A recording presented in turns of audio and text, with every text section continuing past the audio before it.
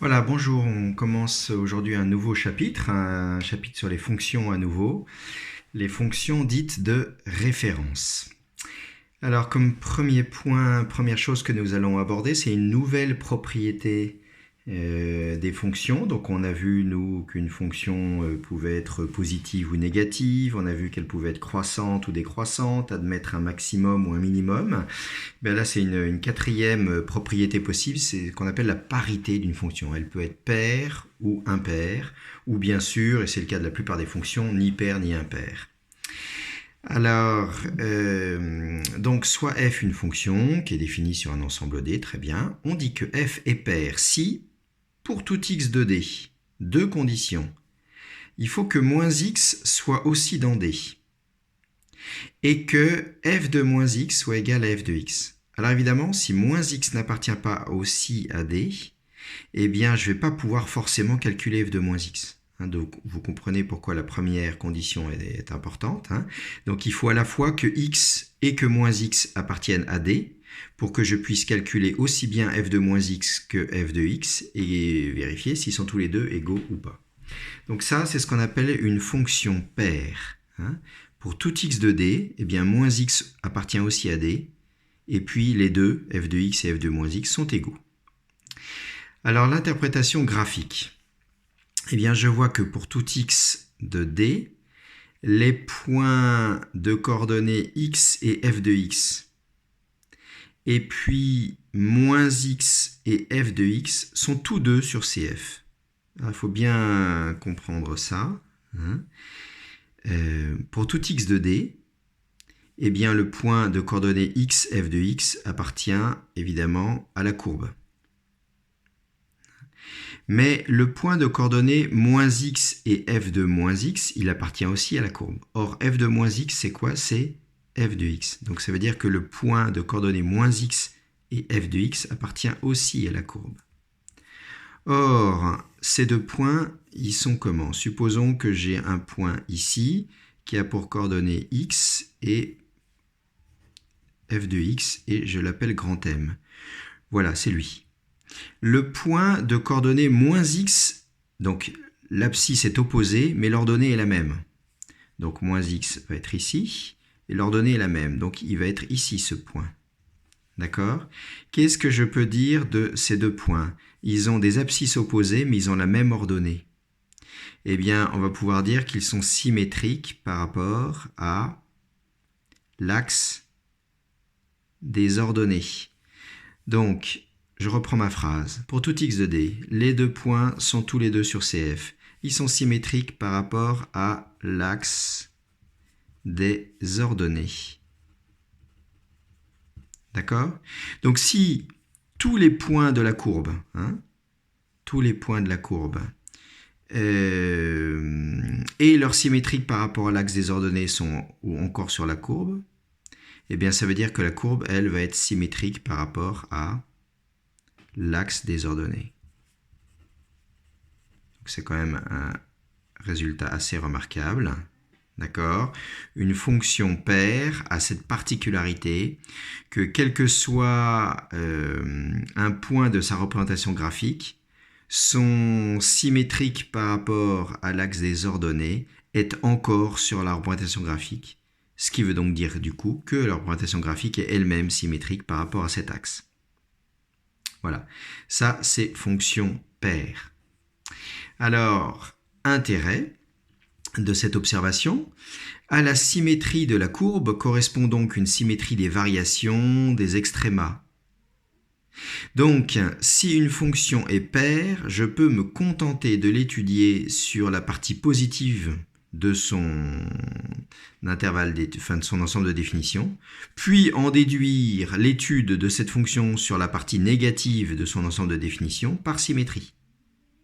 Voilà. Donc, ça, c'était parité d'une fonction. Et puis, pendant qu'on y est, on va regarder tout de suite fonction impaire. Donc, soit f, une fonction définie sur un ensemble D. On dit que f est impaire si pour tout x de D, deux conditions. Pareil, moins x appartient toujours à D. Et ce coup-ci, f de moins x et f de x, ils ne sont pas égaux, ils sont opposés. Alors, quelle va être l'interprétation graphique ce coup-ci? Eh bien, pour tout x de d, le point de coordonnées x et f de x, il appartient à CF. Mais le point qui a pour abscisse moins x et pour ordonnée f de moins x, c'est-à-dire moins f de x, est aussi encore sur CF. Or, ces deux points, donc j'ai mon point M qui est ici, ses coordonnées sont x et f de x, alors moins x est là, moins f de x est là, et donc ce point M seconde, il va être où? Il va être là. Et donc ces deux points, dont les coordonnées sont opposées, x et moins x sont opposés l'un de l'autre, et les ordonnées sont aussi opposées l'une à l'autre, ils sont symétriques par rapport à l'origine du repère. Or, cette symétrie, elle est observée quels que soient les points de la courbe CF. Donc du coup, ça veut dire que la courbe CF est elle-même symétrique par rapport à l'origine du repère. Voilà. Donc, à ce moment-là du cours, je vais vous demander sur votre calculatrice de tracer la courbe qui à x fait correspondre, par exemple, x au carré. Vous voyez qu'un nombre et son opposé ont le même carré, donc cette fonction est typiquement une fonction paire, d'accord? Et si elle est paire, ça veut dire que sa représentation graphique est normalement symétrique par rapport à l'axe des ordonnées.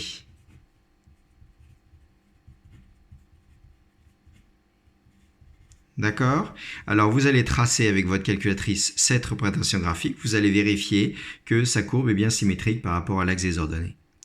Maintenant, si je m'intéresse par exemple à cette fonction-là, alors vous voyez que x a pour image x3, que moins x va avoir pour image moins x le tout au cube. Or ça fait bien moins x3. Donc vous voyez que l'opposé de x va avoir pour image l'opposé de x3. Ça, c'est caractéristique d'une fonction impaire. Donc CF va être normalement symétrique par rapport à l'origine du repère. Donc vous tracez ces deux fonctions, vous vérifiez bien que leurs courbes sont symétriques. Pour la première par rapport à l'axe des ordonnées, pour la deuxième par rapport à l'origine du repère. Hein, voilà.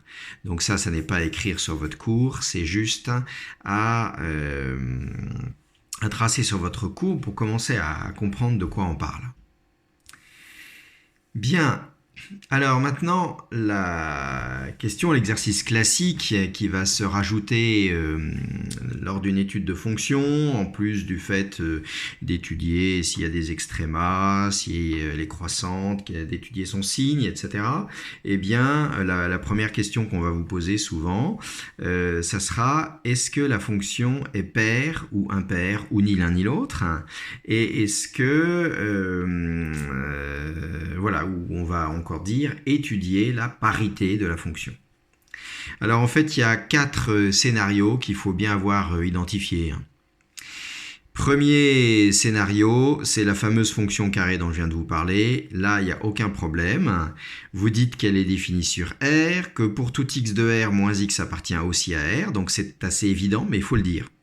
D'accord? C'est la fameuse première condition que vous justifiez en disant que pour tout x de R, eh bien, moins x appartient aussi à R. Pardon. Voilà, pour tout x de R, moins x appartient aussi à R. Donc, c'est ce que j'ai écrit ici. Pour tout x de R, moins x appartient aussi à R. Et puis, vous allez calculer f de moins x et vous allez essayer de l'exprimer en fonction de f de x. Alors, f de moins x, ben, si x a pour image x au carré, moins x a pour image moins x au carré. C'est ce que j'ai écrit là. Or, ça, vous voyez bien que ça fait que le moins va être mangé par le carré. Donc, ça va être égal à x au carré. Or, ça, justement, x au carré, c'était f de x. Voilà. Donc, bilan f est pair. Ça, il n'y a pas de problème. Deuxième, et puis peut-être qu'on vous demandera une interprétation géométrique. Alors dans ce cas, vous direz eh bien, que CF est symétrique par rapport à l'axe des ordonnées. F est pair, donc CF est symétrique par rapport à l'axe des ordonnées. Deuxième, donc ça c'était le premier scénario possible, la fonction est paire, voilà comment ça se démontre. Deuxième scénario possible, la fonction est impaire. Alors voilà ce que j'ai, voilà la fonction qu'on me donne. Alors je vais écrire que pour tout x de son intervalle de définition, eh bien moins x appartient aussi à R privé de moins 1. Hein? Donc j'espère que vous êtes d'accord avec ça. Hein? Si x est ni égal à moins 1 ni égal à 1, eh bien son opposé moins x va être aussi ni égal à moins 1 ni égal à 1. Hein? Donc cette première ligne ne pose pas de problème. Et f de moins x égale, eh bien, partout où j'ai x ici, je remplace par moins x. Donc en haut, j'ai moins x, en bas, j'ai moins x au carré moins 1. Or, moins x, le tout au carré, vous voyez que moins par moins, ça fait plus, donc le moins va être mangé par le carré. Ça fait donc moins x sur x au carré moins 1. Or, le moins, je peux le mettre devant, ça pose pas de problème. Ça fait moins x sur x au carré moins 1. Alors, ce qui est intéressant, c'est que là, je reconnais quoi? Je reconnais ça. Et ça, c'est quoi? C'est g de x.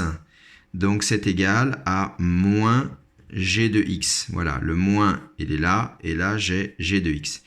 Pardon, j'avais écrit f ici, et la fonction s'appelait g. Donc, on va faire une petite modification. Voilà. Donc, g de moins x va être égal à moins g de x. Donc là, je peux en déduire, bilan, g est impair. Voilà. Premier scénario, f était pair, pas de problème. Deuxième scénario, g est impair, facile à démontrer. Troisième scénario. Alors, gh, la fonction racine qui à x fait correspondre racine de x. La fonction racine est définie sur R+. Or, est-ce que pour tout x de R+, son opposé, moins x, appartient à R+? Ah ben non. 5 appartient à R+, mais moins 5 n'appartient pas à R+. Donc je peux en déduire directement que f est ni pair ni impair. Pourquoi?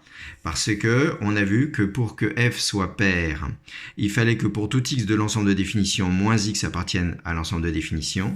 Et même chose pour f impair. Pour tout x de l'ensemble de définition, moins x doit appartenir aussi à l'ensemble des... Si ce n'est pas vrai, s'il existe des x de D tels que moins x n'appartient pas à D, alors je suis sûr que la fonction est ni pair ni impair. C'est exactement ce qui se passe ici.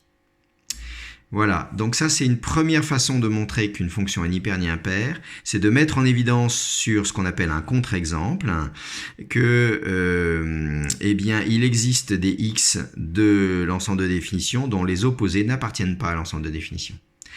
Dernier scénario possible. Alors la fonction est définie sur R, donc il n'y a pas de problème. Pour tout x de R, moins x appartient à R. Mais je remarque assez vite que, par exemple, 5 et moins 5 ont des images qui sont ni égales ni opposées. Donc je peux en déduire que la fonction est ni paire ni impaire. Voilà. Donc il faut vraiment que vous ayez bien mémorisé et identifié ces 4 scénarios. Le cas où f est pair, c'est facile à montrer. Le cas où la fonction est impaire, c'est facile à montrer. Le cas où elle est ni paire ni impaire parce que son ensemble de définition n'est pas, on dit, centré en 0. C'est-à-dire qu'il existe des nombres de l'ensemble de définition dont les opposés ne sont pas dans l'ensemble de définition. Ça suffit à montrer que la fonction est ni paire ni impaire. Et il y a aussi le cas où on peut trouver assez facilement deux nombres opposés dont les images sont ni égales ni opposées. Ça suffit à montrer que la fonction est ni paire ni impaire. Voilà.